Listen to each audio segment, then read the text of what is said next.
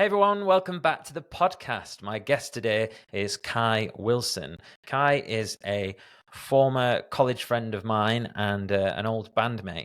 We discuss how music shaped our early lives and our newfound, somewhat later in life obsessions with fitness, including mine and Kai's decision to quit drinking. We talk a lot about that and highlighting the changes it's brought to our lives. We discuss the challenges of balancing self-improvement and self-acceptance and his evolution in the hairdressing industry.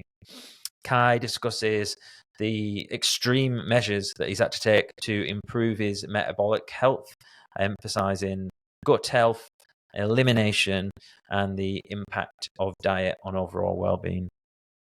We also touch on the challenges and rewards that his career has brought, including the art of creating brand identities and advice for those looking to make it in the industry themselves. So I hope you enjoy this conversation as Kai offers us a glimpse into his life and the lessons learned. Kai Wilson, how are we doing, man? Yeah. Yeah, so good to see you. All good. Thanks for having me on your podcast. Yeah, thanks for coming on. For those that might be listening, I thought I would just talk about how we know each other. So obviously we met at Kendall College doing music way back in, was it 2006? Oh, who knows? It was a Think it long time ago, many moons think it ago. was Yeah, I think it was 2006. And we were in a band which originally was called Roses for the Dead and then changed to Sidestep Switchblades. And it was, It's still a mouthful to say now, isn't it? it definitely is. Yeah. You were adamant on that name though, so. And what was it? Screamo? Emo? Yeah, there was just a bit of a whole mix of genres put in there, but essentially, yeah, you would put it down to that, wouldn't you? Mm. Yeah, and we had It's mad. I still very much listen to that type of music as well now. Do you know? yeah. It's got like I went to see a band, an artist a few weeks ago that I've literally listened to when I was 13 called City in Colour. So obviously Dallas Green, he was the lead singer of Alexis on Fire, and it was just incredible. And even like the demographic of people that were there were just mental. But it was just such a good live show, and I'm so glad that I got to see him in my life. You know, like inspiring. Yeah, well, I was wondering that. I was wondering if you were still into like heavier music. Like I've sort of fluxed, between like indie and stuff and more electronic stuff. But I've definitely over the last few years come back to sort of some of the heavier stuff. Mainly, I think it's mainly to do with like my uptake in working out. It's like it's really good gym Oh, music. 100%. You need like high energy, don't you? Aggressive. Like you need. I feel like when you're in the gym or running or whatever you're doing, like you definitely need that motivating music. But it's well funny because I still just go back to the same stuff that I listened to when I was 15, and it's not through creature of habit because I love finding new artists. Like I feel like that's always been my thing, trying to find the next big thing before anyone has listened to them, and then as soon as they have, I'm out, you know, or just listening to the old stuff. But it's definitely there's a whole there's a big comeback with bands like that as well. Do you know, like proper bands that play proper instruments? Do you know, and it's amazing. Yeah, it's like, and obviously the highlight for me when just going back to when we were at college has to be the little tour that we did. What was it, 2 weeks? Oh, 2 weeks around the UK unreal. in that van. What's some of your What an amazing thing to do as a 17-year-old. that will that will always be like up there in life experiences. And I think the thing that I'm most grateful about, other than the So experience itself, is I remember at the time knowing that it was really special. Do you know what I mean? Like, it didn't pass me by. It was like, this is awesome. Like, even though, like, you know, we weren't signed or anything, were we? But it was the dream. You know, we could say we'd been on tour. What oh, it was amazing, and that was like that was the start of social media really for in my lifetime, utilizing MySpace to book the gigs and create the fan base and you know using the online presence that we were creating and hooking up and linking up and connecting with different bands and different artists and uh, promoters and managers and all that type of thing. It was awesome, but the, just that bond that we had collectively as a group between us all was just unreal. And living in a van, cleaning with. Do you remember? Like, we used to clean with like KFC wipes, or go to swimming pools to we went wash, to, yeah, it was leisure centres, or wasn't I it? used to straighten my hair. Do you remember like one time we went to like Curry's or a Comet or something like that, and I was straightening my hair in the laptop mirror, like using their electricity to get that sort of like sweeping fringe going on. Do you know that? I don't remember that, but yeah, that's a really good memory, and yeah, sort of sums up the whole priorities there with making sure the fringe. Did you The never dyed fringe your was hair, did you? You great. always just had your blonde hair, didn't you? Yeah, I put a bit of bleach in it, but I definitely couldn't go to the dark side, which is what was the norm for a pubescent teenager into that type of music. Yeah, I think like mine was black and red at the time with Yeah, the old. you and Beanie Fair. It's funny. You are all of them. Christian, like, Yeah, the fucking sweeping mad. fringe. Yeah, I'll have to find. We'll have to find some pictures, and then I'll link them in the show notes, or I'll put it with a post for anyone that might be listening in. Yeah, amazing. That's a newspaper that were from the college days. I can't remember what it was about, but Oh, was yeah, that the one? Yeah, I think awesome. there was. Yeah, because we were playing a lot of gigs in Barrow at the time, weren't we? And they were quite good at covering us, like the Evening Mail and stuff. Yeah, Yeah, it was. that's great. It, what what a good thing. And the thing really that I got from all of that and going to college and doing music was the confidence to be able to perform, whether that's just present to a brand that I need to do now, or do the stage work type of stuff that I do. Do you know, like, it's such a good life skill because you still get nervous, and I was shocking at remembering lyrics. Like, even though I wrote them myself, I just had to make them up half the time because I just forget. But sort of overcoming that fear of performing, and then when you're in it, I used to strangle myself with a microphone lead, hit people in the face with a mic. Like, it was just an absolute raucous of a time, wasn't it? Yeah, yeah. There was so much. Like, we were all about the energy, weren't we? Like stage presence is like the thing. What we lacked in That was. talent would. I mean, no, we definitely didn't lack talent. Yeah, well, Not yeah, at no, all. that's a good point. That No, there was plenty of talent. Um, it just we were just young and inexperienced. Like, we definitely didn't lack talent. no, it was good. Do you have you got any recordings of us? I've got a really old Mac that I'm pretty sure there's some stuff on there. But in all honesty, when we were in the studio recording, I got really ill from trying to sing, not in the studio but prior, and I Yeah. don't actually think that anything got finished. Right, okay.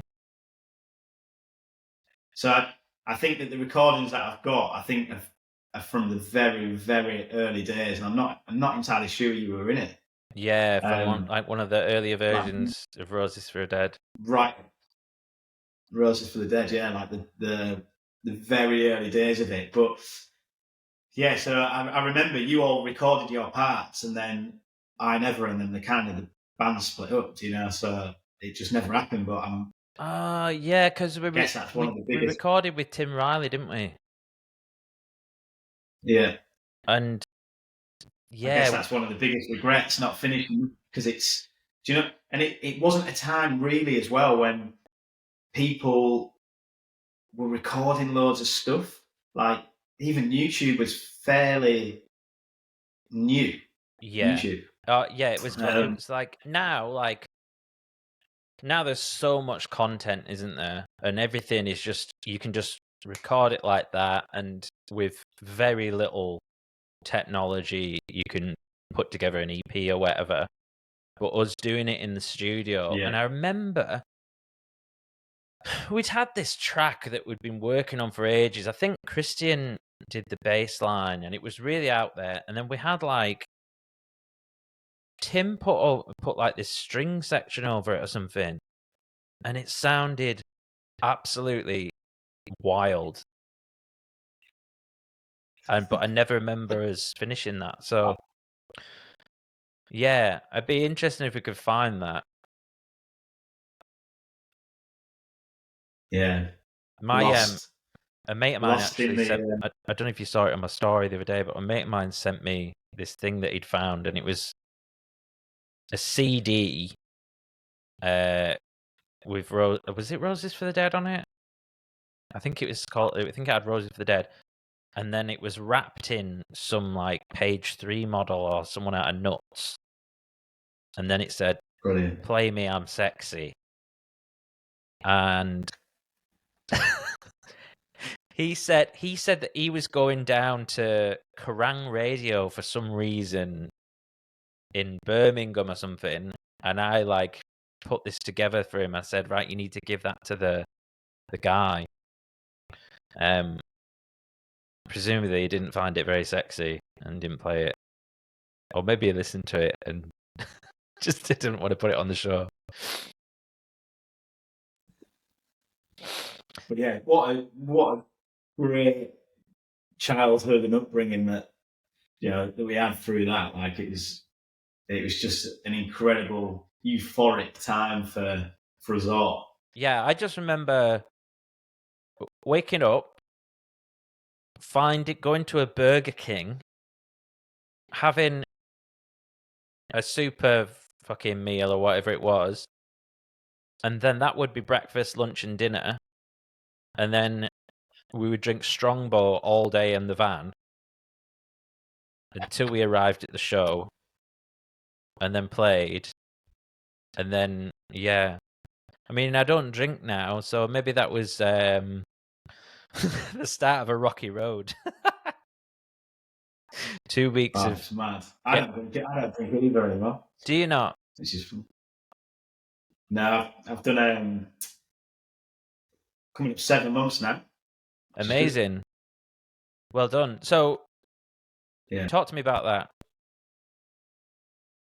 What made you? What made you stop drinking?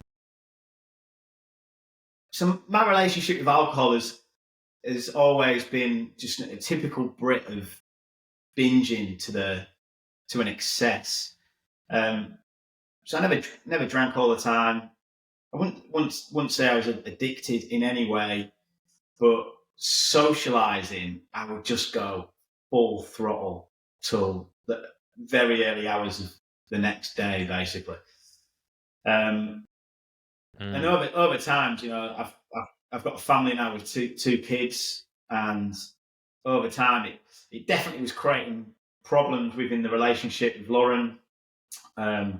She would just be really paranoid that I'd end up dead, essentially, just in a bush somewhere and just not wake up. Yeah. So that was always on her mind when I went out. So it definitely created a tension if I was consuming alcohol, whether it was like a wedding or if I was just going out with her friends. But I would just, as soon as I would have one, it'd be like boom, boom, boom. And Off to the races. about 6 months ago, I was ill. So I was hospitalised, not from alcohol. I'd already stopped drinking by then for about 6 weeks, maybe a month, 6 weeks. Mm-hmm. And do you know what I mean? When something like that happens, you just reevaluate, reassess of what is important. And it's quite easy because I'd already done a month.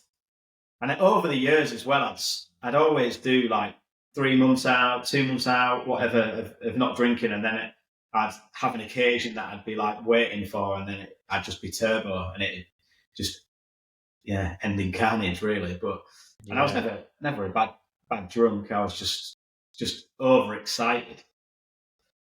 I do remember that. Like, with that, yeah, I do remember that energy. When we used to get on it. Back in the day, and but yeah, I think we're kind of similar on that. Obviously, like with I was exactly the same. Just like once I'd have one, I'm like, let's fucking go. Like, just get way too excited. Like this feels too good. Like, okay, if that's one pint, like that feels good. I want to have 10.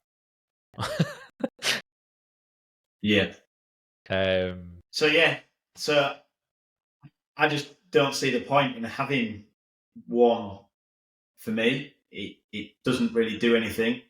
I've got the same energy that I have when I don't drink, but for some reason in your brain, you personally think that you're different, which obviously you are a little bit, and you're losing inhibitions and conversation slightly easier and all that type of stuff. But like, we as individuals definitely don't need that as a social part of our lives. I presume you're meaning that we're both weird there, mate.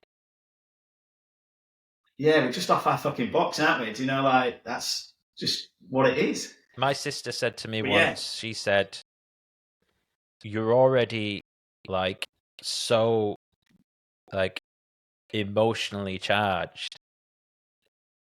So you don't need it, And she meant it in a positive way, like sensitive people. Yeah. Have you do you go out now and not drink, or have you sort of stepped back from that? Do you know what I mean? Do you like take yourself out of the equation? I can do both, really. So, the way it's happened with me is like it's happened in a time where a lot of my mates have settled down anyways and stopped going out. So I can go out.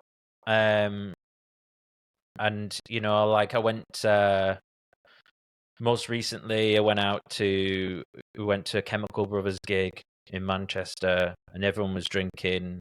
It was a bottomless brunch, like beforehand. Yeah. And yeah, and it was fine. Like, no word of a lie. I didn't crave a drink once. Even when I'm sat having the bottomless brunch with everyone, and I'm just drinking water with lemon. So yeah, I don't really go out that much, but I can. Yeah, it doesn't hold me back. But I think that's where like the gym and stuff has come in. I've just really leaned into that. I think I've had a lot of people like say to me over the years, like, you need to moderate, you need to be less extreme. This is why you have like this weird relationship with alcohol, because it's like all or nothing. And then recently I've just been like, but that's my superpower. So yeah, I am an extremist, and I'm gonna lean the fuck into it. So I'm gonna lean into nutrition. I'm gonna lean into not drinking. I'm gonna lean into podcasting, whatever it is. self-improvement.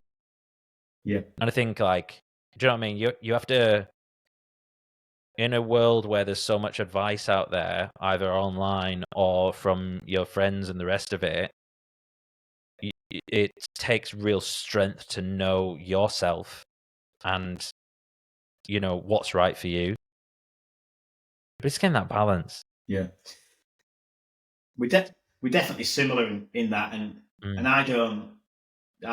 I've never found it a problem as such as, like, you know, I'll almost hyper focus on certain tasks, and that might be for 10 years, and it might be for a month or whatever it is. But I think there's a saying, isn't there? That's like, is it like, why would you want to live the same year over and over again? And I think it just makes life interesting, like getting in like this, you're getting into the podcast type of things and your nutrition and self-help and well-being and that type of stuff. And, like, obviously that's definitely not a bad thing to be hyper focused on, do you know, like. Yeah, and of course, like, you know, you have to be careful, you know, because, you know, if you're too extreme on one thing, obviously other things can slide, but it's just finding the balance that's right for you. And if you can't moderate, then you can go, like, I feel like you can have, like, almost like a seasonal approach. So you can, like, go really hard on something and then take a little bit of time off and then go, you know, it's like reps in the gym and then rest, you know. That's what it is. Yeah. I've definitely been focused on trying to find life work balance for, you know, the last 10 years, and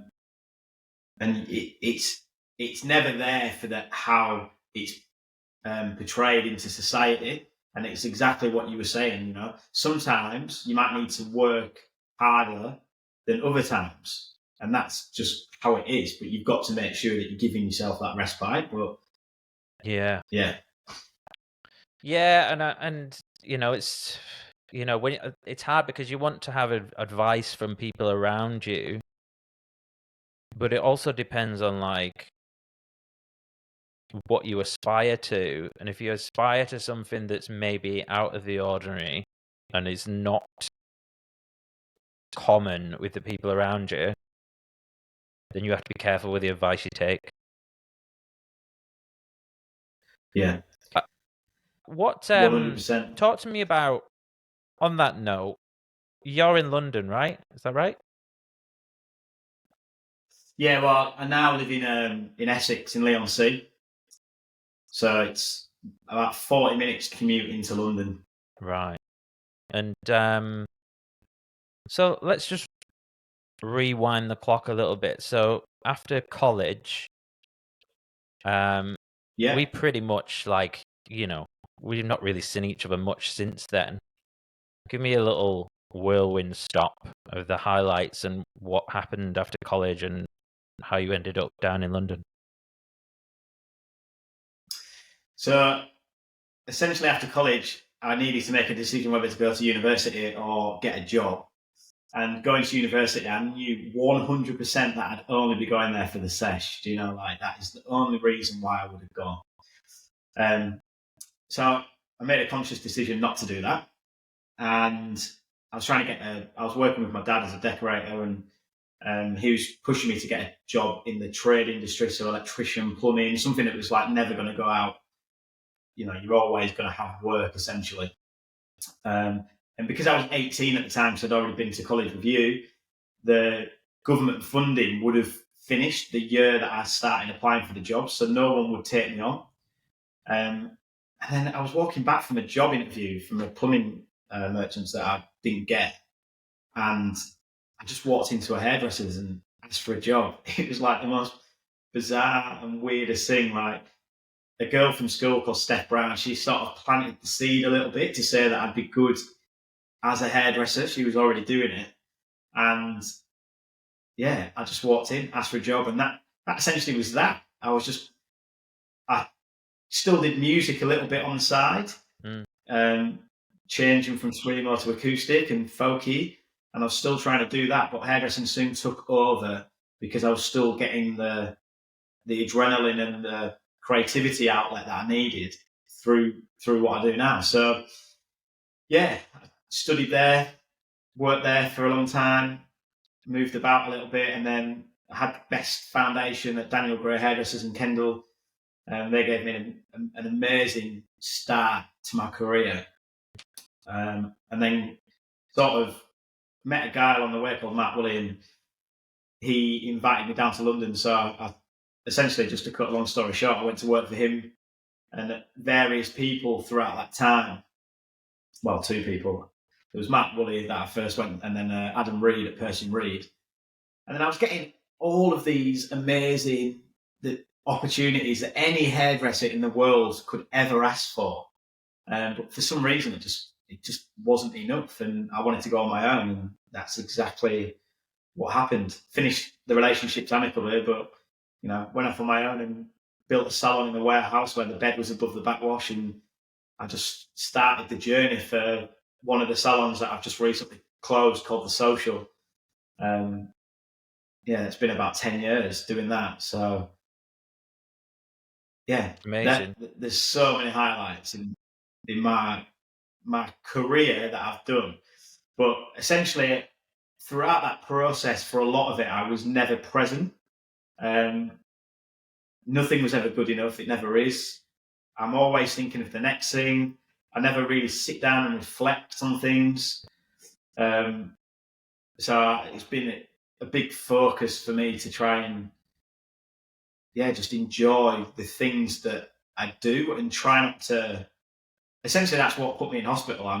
I just do too much, and I burnt out, and my body just sort of gave me a little kind of wake up call to change my lifestyle of how I am. And it's very easy to go back into how I used to be because I've lived like that for 15 plus years. Do you know? Well, this is something like I'm quite interested. Now, So go on. Go on. It's something I'm really interested in at the moment. Is like that fuel. What's driving you? Are you running away from something? Are you running toward it? And like the fuel that got you to the place you are in now might not be the fuel that you want to be using for the next phase of your life. Yeah, definitely. What's always interesting, like whenever you set out to do something, and I don't have goals. So someone will be like, what's your 5-year goal? What's your 10-year goal? Like, or I've never had. I've just kind of very much lived in the moment without being present and been very reactive with the scenario that I'm in. You're like in the grey zone in between the thing in front of you and the goal. Basically, yeah, because I never really know what the goal is. But obviously, not obviously, but recently when I decided to close the 2 salons that I built up and the whole company that I built up for the last 10 years, it was a very easy decision for me because I knew it was time. And from an outsider looking in, a lot of people were saying it was a very brave or whatever thing to do, but it's been such a long time coming in my own head, and it was just natural. It just was easy to do. Like it was like done, move on to the next thing. Nothing's permanent, is it, in life? Like nothing. And I feel like when people start things, they really do feel like it is. And sometimes you've just got like the motto for the tagline for the salon, for the social was we adapt as you evolve. And that was because it was a freelance destination for freelancers in the hair and beauty industry. But that's how I live my life. Like every scenario, I adapt. I learn as much as I can about the subject or the topic or whatever it is that I'm doing, and then do it for as long as it makes me happy. And then if it's not, I move on and utilize the skills that I've learned throughout that process into the next thing. Why do you think it is? Where do you think that hunger comes from?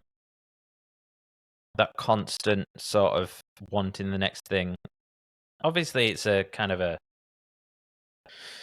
it's kind of hardwired in our human biology, isn't it? But talk to me a little bit about that. I guess it's always driven me to be the first. So I guess it stems from a competitive streak of nature. So yeah, wanting to win, like wanting to be the first. So and now, yeah, it's definitely, you know, things that are happening right now in my life is happening how I like it to work. Like there's the brands that I'm working for, you know, very innovative, disruptive, new to the game. Like, and that's it makes me excited to be able to share whatever it is that I'm into with other people to get them as excited as I feel about it now. I guess that's where it stems from. And if you could go back, you know, and speak to the younger version of yourself when you were starting out that journey, what piece of advice would you give Kai? Like, I would not change anything. Do you know, like, because it's all learning. I've tried and failed at a million things, succeeded in very few. But I guess the thing for me is I've always tried to push my brain to be something that it's not. Like, I just don't retain information, like, at all. So that's why I'm very reactive. I'm good with people when they're doing things. Do you know what I mean? Like in a social scenario or at work, when things happen, my brain works very good. And for me, anyway. And also when I'm put under pressure, that's when for some reason, like my brain just switches on, and it's like a fire is ignited inside of me to succeed in whatever it is that I need to do there and then. But you can only do that with the skill sets that you've learned throughout, you know? Yeah. Yeah, it's interesting. It's like, in all honesty, yeah, it's mainly the advice that I would say is just exactly what you were saying. Lean into how your brain works. Whereas I used to get so frustrated that I didn't retain this information. At music, for instance, like I learned piano. My mum's a piano teacher. I can't play piano to save my life anymore. Do you know, like because I memorized everything, and I'm very muscle memory how my body works, which is kind of worrying what it'll be like when I'm older. So it's, yeah, I don't know. I genuinely feel that people think differently to how I think. Not that I think differently to them, yes. but like, I don't know. I don't generally think about anything. I don't sit there and ponder on my thoughts, or my body just does. Do you know, I'm just there, which is weird. Are you neurodivergent at all? Well, I haven't been diagnosed. You haven't, or you have? Sorry. But I get told pretty much. No, I haven't. No, but I get told pretty much on the daily that I'm ADHD, whatever. You know, like whatever it is.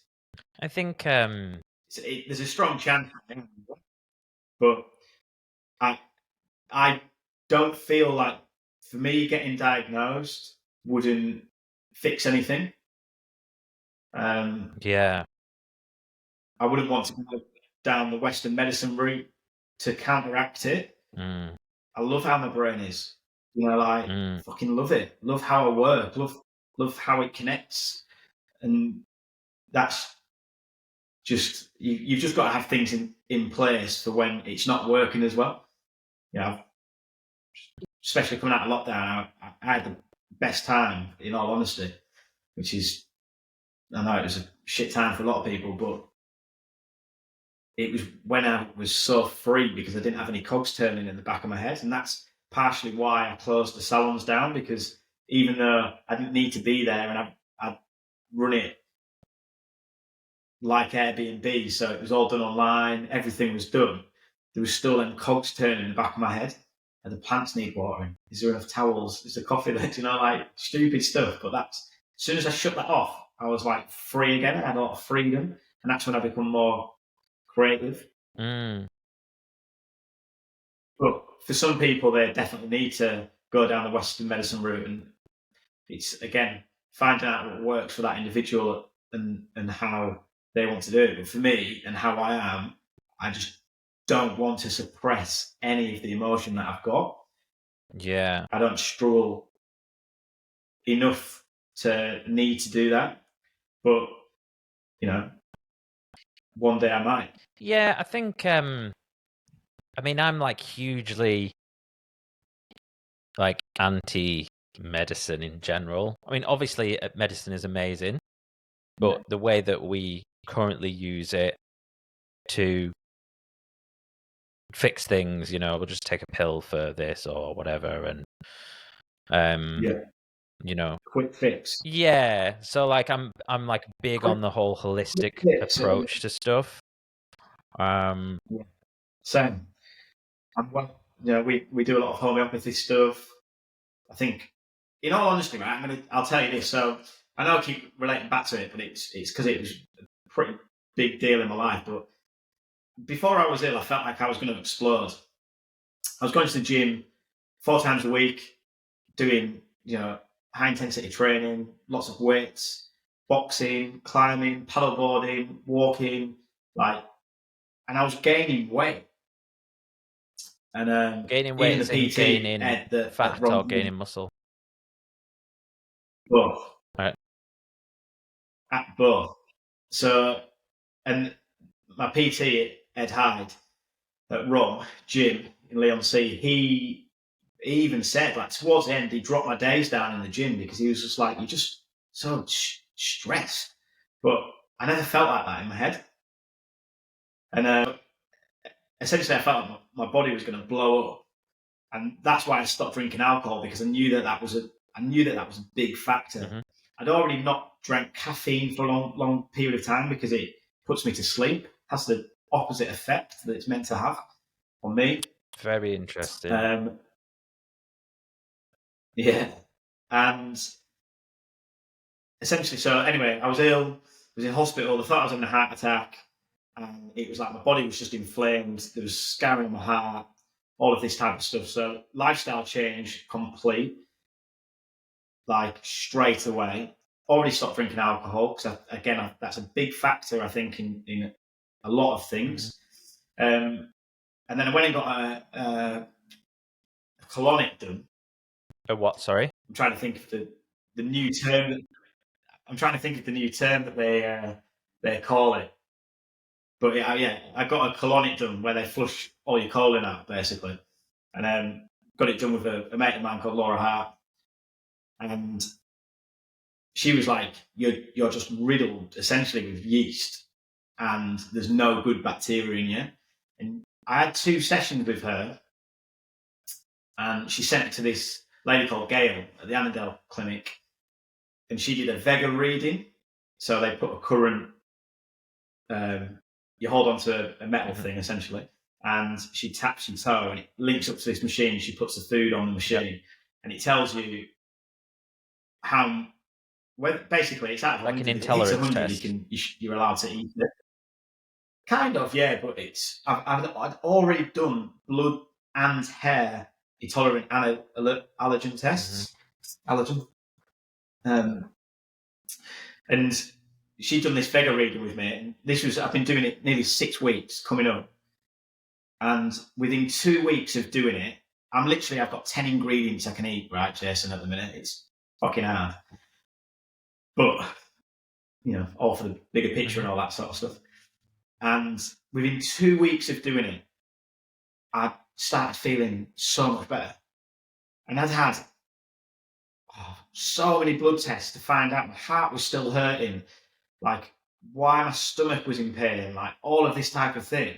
And I honestly feel like my gut health was so shook from the years of abuse, and even I'll go into it in a little bit, just remind me, but even just like for what I was eating, even though I felt like I was eating healthily, it just, I feel like I just needed to reset it. And yeah, I've been doing it 6 weeks and I'm like a different person. Mentally, physically, I've like lost 16 pounds of weight, which I needed to for my own benefit. Like, amazing. Just to feel more comfortable in clothes, and I'm on a camera all the time, people taking pictures, like all that type of thing for my roles in my work now. But and going back to the diet, I was veggie pesky. I was vegan for a little bit and then did pescatarian for maybe 5 years. And even that, taking the supplement, I was obviously taking supplements, but also taking, like, digesting substitute properties of food to replicate the meat that I was eating prior, are just full of shit. Yep. And like everything. So when I was in hospital, I was researching everything, like what am I consuming? And the majority of the stuff, basically I started hating the world. That's what it come down to. Everything, like the water I was drinking. Do you know, I've had I knew this anyway, but I've got a proper 7 filtration system plumbed into my drinking water that we have in the house. You know, it cost an absolute fortune, but I really feel like that's definitely beneficial to what I'm digesting, and water's so important for us as humans. But yeah, so now in the diet that I'm on now, I've got 10 ingredients essentially, maybe a few more that I can eat, and it's white meat, white fish, sweet potato, buckwheat, and then there's aubergine, courgette, peppers, olives, carrots, and that's essentially oats and eggs. That's it, and that's the things that I can eat at the minute. Wow. Until I go and get reanalyzed, and we'll see. So no greens. Where I'm at. I can have asparagus and courgette, but no, I can't have any like spinach or salad or a lot of veg. I can't have. No, I can have rocket, which is really weird. Like, but it's just one of the things. Rocket. But on that vega reading, alcohol, and especially beer, was the worst score you can even get on this thing. Yeah, and it's not surprising, is it? It's not. You know, I could have guessed that wheat was the biggest one. It was no. Well, the beer was the biggest thing. Obviously other than beer, yeah. But when, yeah, it was mainly that. But honestly, I can show you the scores. They were fucking shot, man. Like, they were low on everything. And even she said, so I knew that I'd been running on adrenaline for quite a long time, and I like that feeling. It's a massive dopamine hit for me to do, whether it's socializing or whatever it is, or work or whatever. And she was like, you are getting no nutrition for your body, because there's like almost like a force field within my gut, not letting anything in. All the good things that I was eating, thinking that I'm being healthy, was just going straight through me, and I wasn't absorbing anything from it. Same with all the probiotics, vitamins, and even I was a neighbour on our street, Debbie, she asked Lauren how I was, like a few months after I've been in hospital, and she gave me some live kefir to keep growing within the milk. And I hadn't had cow's milk for ages, and I was having the cow's milk and the kefir every day. It was hard to. It wasn't a nice experience to drink it, but I was just doing it, just to try and make myself feel better. But even because I was mixing that with cow's protein and milk, it was the worst thing for my body. So even with that, I wasn't getting anything from it. Right. Yeah. I mean, with the adrenaline thing, that's interesting, because it's like, yeah, if your adrenaline is spiked, it's likely that your glucose is high. Therefore, your body's stopping it's become insulin resistant, right? So therefore, Yeah. it's not going to take any nutrients in. Yeah. And in all honesty, Jason, I think I've lived pretty much all of my adult life like that. I think probably a lot of people have. Like, yeah. You know. I'm definitely gonna. I was looking at the Zoe program that you can do, and I was looking at that. I didn't think there was any point really at the minute whilst I was doing such a strict diet. You should get yourself a CGM. But it's definitely something. Because I was looking at that Zoe thing, but it's well expensive. So I just went and bought. I've got a discount for you that I got given from a client. Yeah, I'll send you it later. Oh, nice one. But yeah, it is expensive, but also, you know, I want to keep on living definitely. to the. It depends on your resources, doesn't it? Like, potential. you know, if you've got the money to invest in it, then it's a great thing. But like as a budget option, like you can get a continuous glucose monitor like for like 40 quid. You get 2 weeks out of it, and that's just a really good high leverage thing, I think. Like send me the link for that, and I'll put it in the story notes because it's definitely something that I think a lot of people would be looking at. Yeah, like a lot of people asked me about it when I started putting stuff on my story about it. So I'll have to link that in as well. Do you know, I never thought we'd be talking about nutrition today. I always... Yeah. That's why when you asked me to come on, I've obviously been following what you've been doing, and I said to you, like, a lot of the stuff that you are doing proper resonates with me. We're on different paths, but the same path, if that makes sense. Which is good. Like, how mad is it though that we're doing it now? Like at this stage of our lives, pretty young of age. Yeah. Do you know, like, to work out that you've had your fun. Do you know what I mean? And now you've got to find your new fun. But to be fair, like, even though it was fun, you're still fucking poisoning your body like every week. Do you know, like we were. So, yeah, and I mean it's hard, isn't it? Like when you, you know, when I look at like young people today, or if I looked back at a young version of myself, you know, what advice would I give them? And it's like, it's very difficult to just say, oh, well, don't go out and get pissed and don't, you know, do all that stuff, because that stuff by itself, even though it's toxic and extremely bad for you, like, it's like a rite of passage. And it's almost like you kind of need to go through that to come out the other side to realize there's nothing there, you know, within that sort of crazy world. But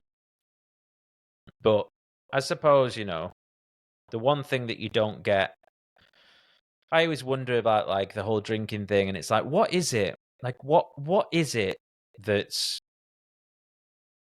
the driving force here? And obviously there's lots of things, but it's like the the anticipation of a night out and getting messy. It's like, ooh, what might happen? It's like a little roll of the dice. You know, are you gonna? Yeah, but what I would have done before the night out, I would have probably sank about 5 cans. Do you know, like through the day? I'm saying like you can't deal with the anticipation. It's so exciting. Well, it's not being able to deal with the anticipation. You just you want it to happen now. Do you know what I mean? It's that impatience. Like, getting messy before you even go out. But it's just it's the culture we grew up in, man. And you know, that kind of Craziness, but it's all part of the path, isn't it? All part of the path. So, okay, so tell me what's going on now. Obviously, you have a family.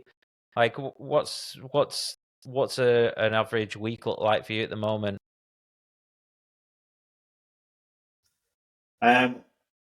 Pretty mad, to be honest. I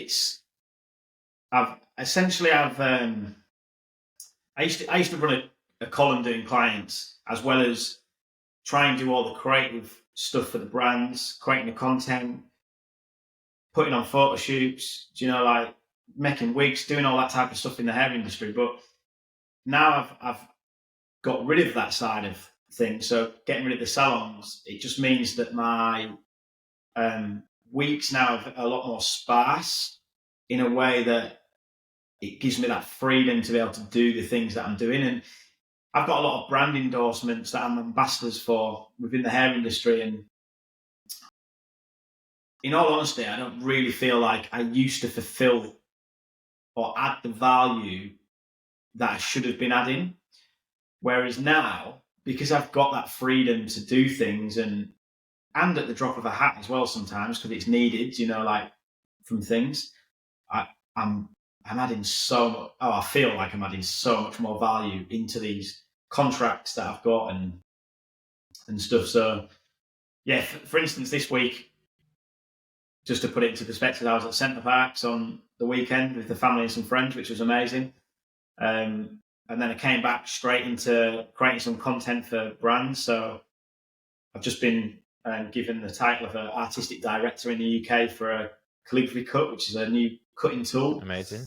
For the hairdressing industry, and did a day filming for them. And then I'm also UK ambassador for Babyliss, which is obviously a global electricals, hot tools business within the hair industry, and I've done some videos for them. So the other bits in between is essentially I've been editing and sorting out my online profiles and planning and scheduling all that in, which takes a lot of time. I'm also researching at the minute loads more into what lighting I need to get next, and just upgrading my kit, which it's funny because I don't want to upgrade it, because I feel like I'm just doing it to try and make me think that I'm going to be better by doing that. And I want to really fine tune the skills with the stuff that I've got now. And then, yeah, doing this today, obviously with you. And then next week's different. I've got 3 days with an actor that I'm doing like interviews and premiere. So I'll do his hair and skin and his wife's hair. So yeah, it's so varied, so varied. This last 6 weeks has been mad. I've been away every weekend teaching for brands. So I've been all around the UK, Scotland, been in Germany. So it's just. But now it's my time to really wind down and prepare for next year. Awesome. So you were talking to me. You just mentioned that bit about the actor. So do you like do hair and film and stuff, or do you get a team into film? Like, what's that look like? What, when I'm filming my stuff? Yeah, treat me like the idiot that I am. What's happening? So if I'm creating content for online or for whatever it is that I'm doing, I do bits of it on my own. Really hard, and now because I'm doing so much of it, I've now got a good friend of mine called Lee Smith, and he comes every week, and I plan basically what he's going to be filming and editing for me, because the actual creating what we need to create is fine, but for me to then edit it afterwards, it takes such a long time. So I've outsourced that and sort of delegating that responsibility now to Lee, who's amazing videographer and creative photographer. So that's kind of like that. And then with the actor next week, I'm doing just hair and skin. And there will be loads of interviews and stuff, but my job for that is just purely grooming. So yeah, it's just doing the hair and the skin, and then they've got a premiere that night. So yeah, like just making sure that the camera ready, you know, natural but camera ready, and that job's come through. I've got an agency that I'm signed to called Joe Mills Agency, and they get me to work, and I go and do it, and yeah, it's a good deal. To be fair. So if someone's listening to this now, and they hear your week, the variation, the working with brands and actors, and want a bit of that, what's the first thing they need to do? Like, let's say they've just come out of college, uni, whatever.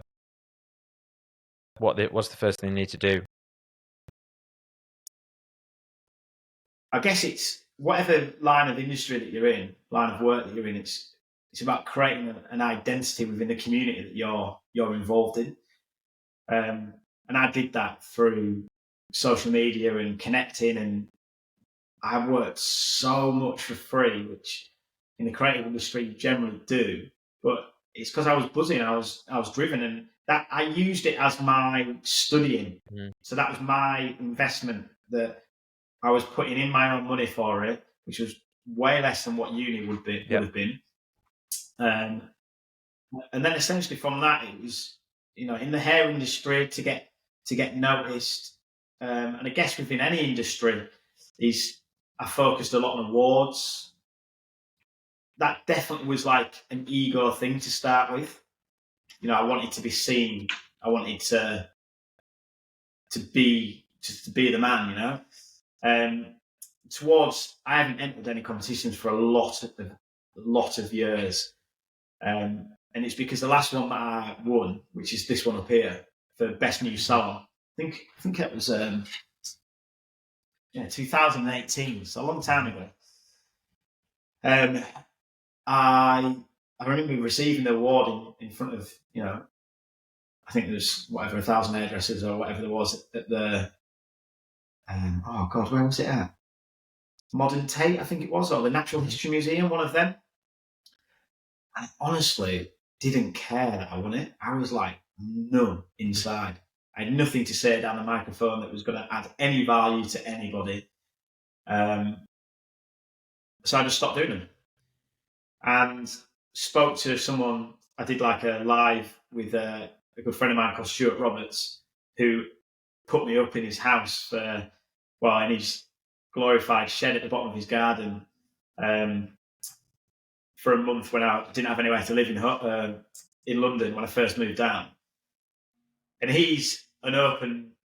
He used to be an addict to alcohol, and he basically said, you know, you were addicted to this. You were addicted to it, and it kind of made a lot of sense what he was saying, and I just pulled myself right out of it, and now I judge a lot of them and stuff like that. And I feel like I will enter things again. I think it's a really good way to stay relevant within the industry that you're in. I feel like it pushes you a little bit creatively as well with whatever you're entering. Mm. But also for me, it solidifies my status within the brands that I'm already connected to. Mm. But yeah, the main thing, you know, it's like anything, Jason. You just got to work hard, haven't you?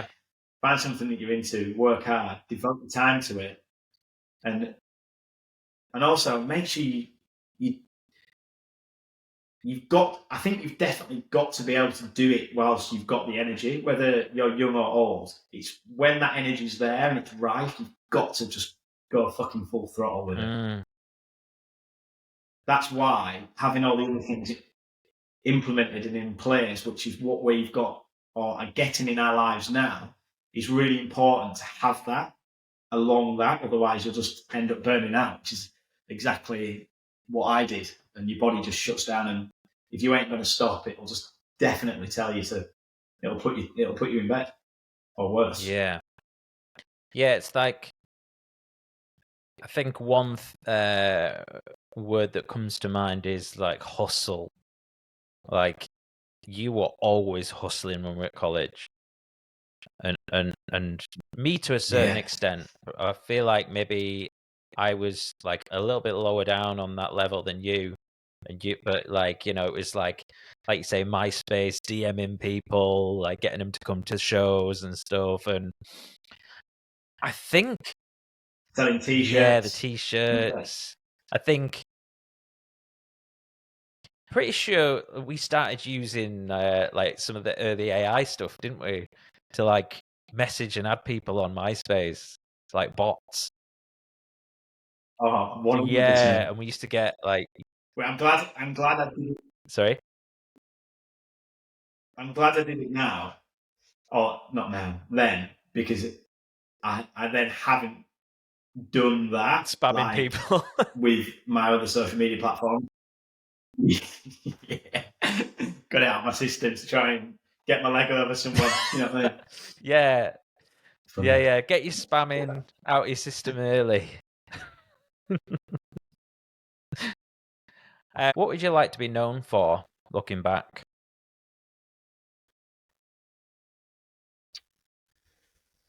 That's a good question. And this is exactly why I don't have goals in my head. Essentially, you just want to be a decent person, you know? You want to, or I want to be a decent person. I want to have an impact on the communities that I'm in. And that's essentially where it's at, you know? I'm definitely more, I always was in awe of my parents when I was younger, especially in my teenage years. You know, like my dad used to drive us around to all the gigs around the country, and when I was working like I was like, how was he? How was him and my mum like so available to do all of that? And that's definitely what I've tried to be focused on the last few months, just being more available and for whatever that is, whether it's family, friends, you know, people to call me. Like I was always too busy, just always. So it's even last night, just to put it into perspective, driving down the street, there was a van in the middle of the road, and I couldn't get my car into the space that I needed to get into. And I could have easily reversed and gone and found something else, but instead I got out and I spent an hour helping them unload the van that were moving in, like new neighbours. And it just, they were obviously buzzing. They were like, but also I wanted to make a good impact on them on the street, because the street I live on is incredible for that. You know, like everyone's always helping each other out. But I came away from it and I was like, it was just actually really nice that I was available and not in a rush doing something to be able to do that. Yeah. I don't know what they call it. What is it when you do for no gain? What you? See, you saying what do you call it? It's just a selfless. You setting it up with what do you call it? Just put an absolute blank on my brain. Yeah, it's like a selfless act. Yeah, yeah. The next part of my life, really, as much as I'm trying to progress my own skill set in life, is also, you know, to teach my children as well and to educate them, so then they have the life skills to set up when they need to go off and do their thing. So it's an interesting time for sure.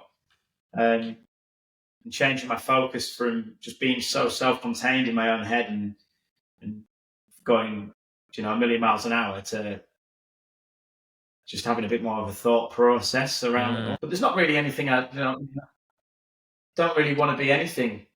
In all honesty, I've got no, other than what I've just said, I've got no desire to be anything other than that. Really, I just want to. I think the main thing, and that's why I love hairdressing, is it's just really nice to be able to help someone, make them feel good about themselves, however way you do that. And that's why hairdressing and doing clients is so fucking good, because that human connection is, and you're on it such a personal level with their energy as well. Like, you cannot beat it. It is amazing. So do you obviously, so you still do a little bit of hairdressing alongside the media stuff? Yeah. I do maybe do 2 or 3 clients a week that are like a traditional hairdresser would be doing. And then apart from that, a lot of them are, I'm either doing people just and filming it or whatever, actors, musicians, photo shoots, brand awareness, whatever it is. I'm trying to work out like brand identities for companies at the minute. So it's That's interesting. a new skill set that I'm going to learn, because it's quite important that I get that right for the company. And also it's pretty empowering that you know that you've got this, it's pretty empowering that they're giving you the responsibility to do that, as a creative. Talking about brand identity, does that is that along the lines of like, colors and like graphics and stuff, or is it more to do with like voice and that kind of thing, or is it a bit of a mixture?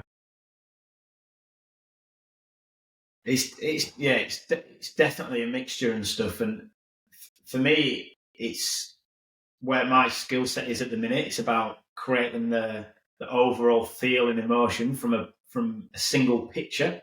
So if you opened a magazine or scrolled through social media and you saw an image, it would be relatable to the companies that I'm trying to do it for.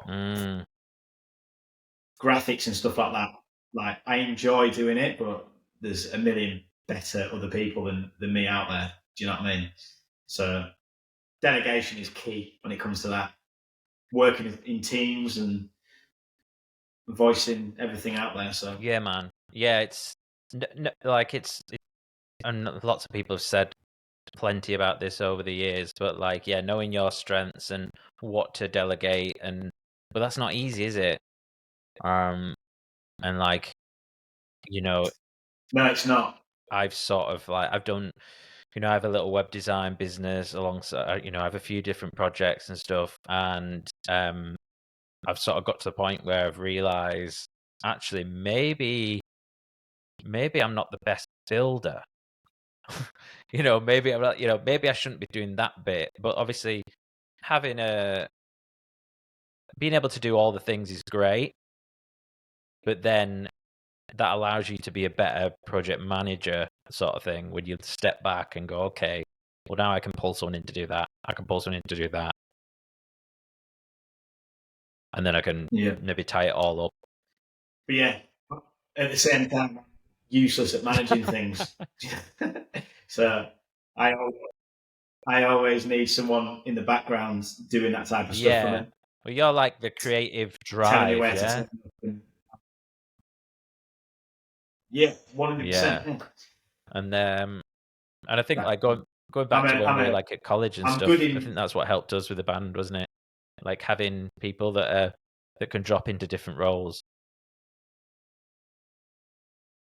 Yeah. Yeah, definitely. So so what do you think's next? Like, I know you don't really plan for goals and stuff. Is it more, is it just more of that holistic approach to life and just being present? And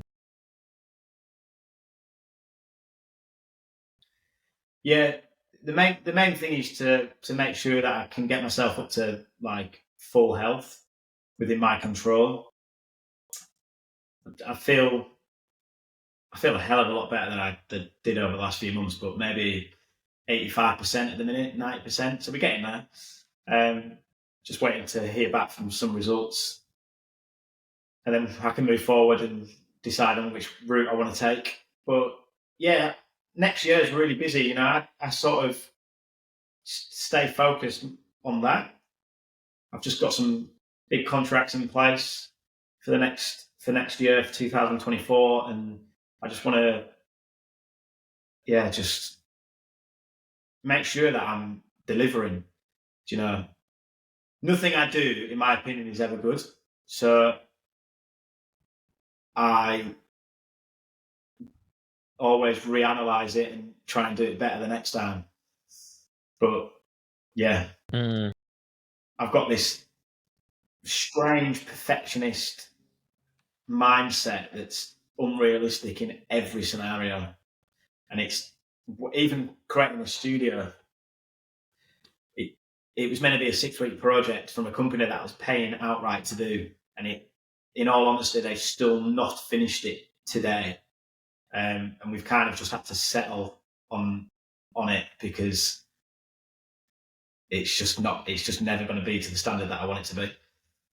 I know when things are proper shit, and I'm also trying hard to not allow how I think to take over, but yeah, it's hard for me to deal with. Knowing when it's done. Because I just, but the thing is, it's never done. Nothing's ever done. For me, it's never finished. I did a photo shoot, right? So these clippers here, I started planning this photo shoot, Jason, over a year ago. So they're a custom clipper that you can change all the colours on that Babylist released last year, and they're called the custom effects. And banging clippers to work with, really cool that you can modify them and customize them to your needs, yeah. And they asked me to do a video. So from that, normally you would just do a client and you'd film it and you'd send it and they'll be like, sweet. But my brain just went off on a tangent and I was like, no, I want to do something really cool with this. So we wrote a song last November sampling the clipper, and I went into a studio that was underneath my old salon with a guy called Flo, the producer, and he literally wrote the song in about 5 minutes, went out for a cigarette and came back in, and I wrote the melody, and then I'm then shouting down the microphone, like singing these lyrics. Amazing. But yeah, and then I wanted all the jackets painted in black and pink. So a friend of mine called Bex Hyde, who's a clothes stylist, she customized all these leather jackets, which was amazing. And then obviously it was sourcing the models and the venue and creating the whole team together and all the little details, contact lenses, nails, like things that you don't even really see in a photo, but it just adds to the elements, and I know they're there. We had an electric guitar that we sprayed up being smashed. Like even on set, I got myself all spray painted and splattered in paint because I wanted to show people I'm willing. Do you know, like I'm there. I'm so immersed in this, what I'm doing. I wanted to show it on the outside as well as on the inside, And did the photo shoot in May. Then I got ill, and it's literally I launched it last week with the video, but I'm treating it as a single launch, so like musicians do. So we did loads of teasers. We released the video. I'm doing all the stills. Then we've got the making of the video, the making of the song, the making of the jackets videos coming out, and then it'll be next year, and I'll think of something else to do. So I think the problem with social media is people do things for social media and not because they've got an idea and they want to create. And what happens with that is they post it and it's just done. Like it's almost like a firing blanks. It's a fake dopamine hit that they're going to get from it. Whereas if you create something that you're really proud of, even though I think it could be a lot better, and you create all these different elements, there's more longevity in the thing that you have created. But yeah, it's just mad, like, how my brain works, and it's a constant battle. I definitely get this from my dad, and it's a battle within myself that I always have, and it a lot of the time stops me from doing stuff. Mm-hmm. Yeah, mate, I'm listening to you there, and I'm just sort of smiling because we've been chatting for over an hour then, but it really put me in.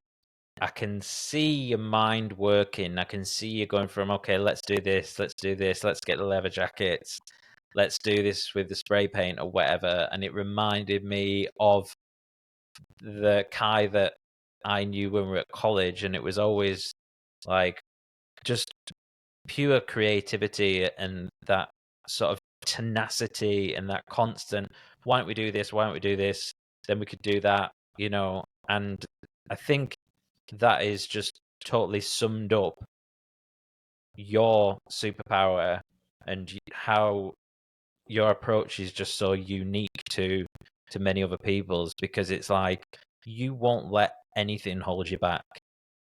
You know, you will just keep going and keep going and keep going and keep going, and it's just such an amazing recipe for excellence. So, you know, it's awesome to see what you've been doing, and also awesome to see that you're now in sort of a different period where, as I mentioned before, like the things that get you there aren't always going to be the best things for to take you to, you know, the next phase in your life, and you're obviously demonstrating that. And yeah, I think just don't forget to. It was nice for you to say. Listen. Sorry, you broke up there.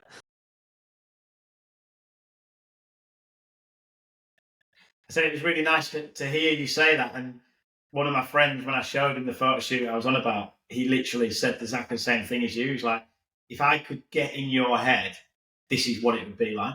Do you know, like, so even though I think it wasn't good enough and things can be better, the fact that, you know, people that are close to me can relate to it that way it means it is right. It's done. Like, it couldn't have been any better. Do you know, like, absolutely. Have you tell me before we wrap this up, have you done any meditation? Yeah, so when I come out of hospital, I started focusing on breath work. So I started doing a lot of one-to-ones with a friend of mine called Josh, who's got a yoga factory in Southend, and he's incredible. And even just the little 5-minute snippets of conversation we'd have before, especially when I was going back into work and educating and teaching, how the breath work can really help. So I go bright red, like just been a thing. It happened a lot when I was drinking, but starts going like underneath my eyes, and it's like bright red. And that happens when adrenaline is kicking through my body.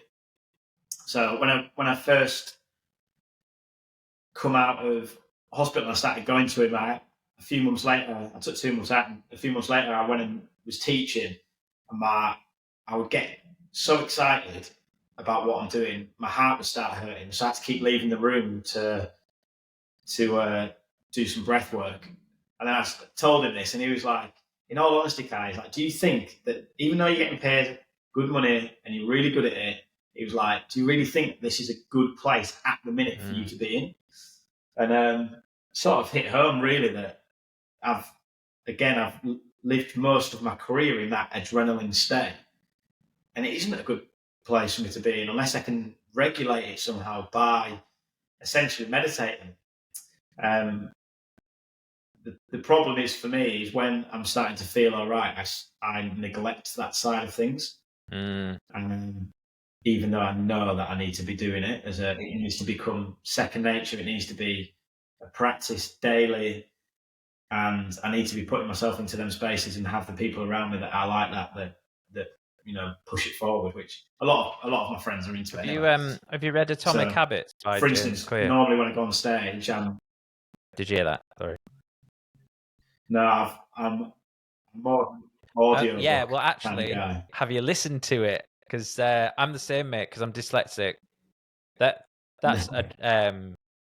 I found that out at uni, by the way. Yeah, so I went right throughout school without reading a book, but never told anyone. Just blagged it. So it wasn't. I was like 21 when I read my first book. Because that's what you do. Sorry. Wow. Yeah, 21. I said that's what you're good at. Yeah, blagging, masking. You know, because it just felt like I was stupid.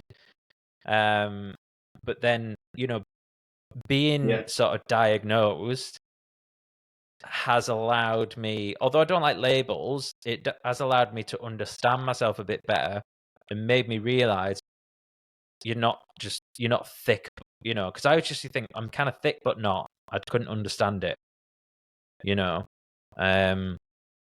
yeah, man, like audiobooks. I've talked a lot on this podcast. Audiobooks and podcasts just totally changed my life. To allow that sort of intellectual curiosity and not having a barrier for the text being in front of me. But yeah, Atomic Habits is really good. And, if you're wanting to, probably one of the best lessons that you can get from it. So if you're wanting to start a habit, is just to make it really simple and really obvious. So like the meditation thing, just try and put a run streak together of like, I don't know, whether it's 30 days, 50 days, whatever, and just say it's 1 minute of meditation every day. And that's all you have to do. And what happens is you end up sitting down and you think, well, I'm here for a minute, so maybe one day you might do a little bit more. And that's how it started with me with like the gym, actually. My habit, so the thing that was easy is I had like I would track the days off, like the days I'd do the habits, using just like a calendar. But what I would do is all I had to do was open my it was a workout log, which is a book that's had workout log. All I had to do was open it and I could tick it off. That was my thing. But what would happen is I'd open it and then I'd go, okay, Wednesday, what am I going to do? Bench press or whatever. And then it just allowed me to get that run streak together. And most days I would work out. Or, if I had a rest day, I would open it and I would write rest day. And like, it's just amazing how like you can hack that side of, behavior change. So if you're wanting to meditate more, I'd recommend that book. Yeah. Or do anything more. But yeah, no, it's definitely a good thing to be practicing 100%. I noticed a huge difference, to be honest, when I was doing it. Like I was going once a week to him. I was doing it 3 times a day. Yeah, weirdly enough, I only really listen to audiobooks and podcasts when I'm not feeling great. Yep. So like if I'm feeling a bit down or whatever, then I'll go hell for leather and I'll be listening to them when I'm walking the dog or when I'm cooking. Any opportunity that I've got, I'll be listening.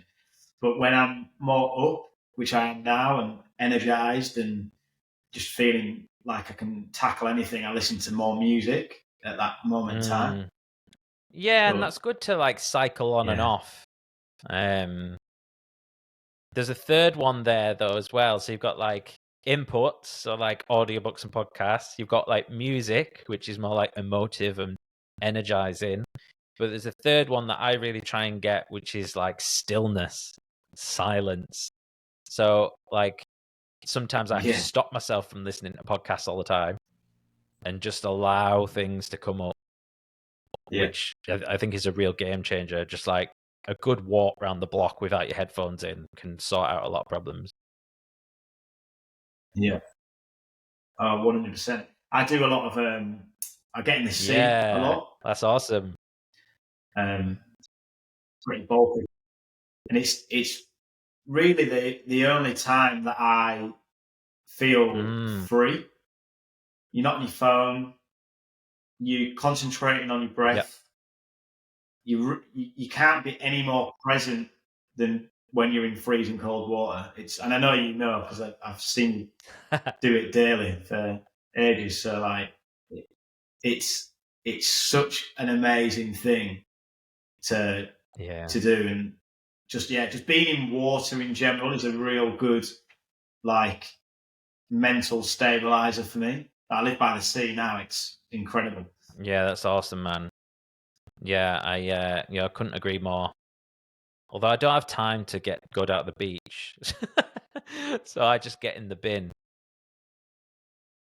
And like I'd be a bit scared of like drowning, like because is it worse at like because I'm like at Morecambe Bay, so You're not really supposed to go out in the sea, are you?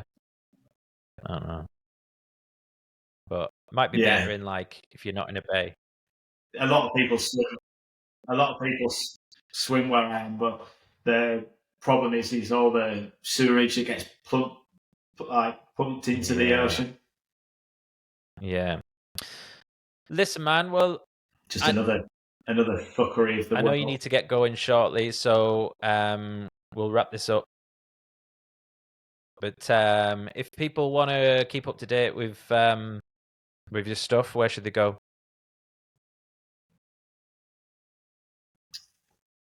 The main thing is on Instagram at the minute. I'm on all the other social platforms, but that's the main focus that I have, which is Kai Cut Wilson. So yeah, I'd appreciate anyone if you've got any questions or you just want to chat, and I've resonated somewhat with you, then like Jason has with me, then hit us up. Awesome. I appreciate your time, man. And maybe next time we'll do this in person. Nice one, Jace. Thanks for getting me on. Yeah, I know for sure. It's been really nice catching up with you as well, man. It's been way too long. Cheers, Kai.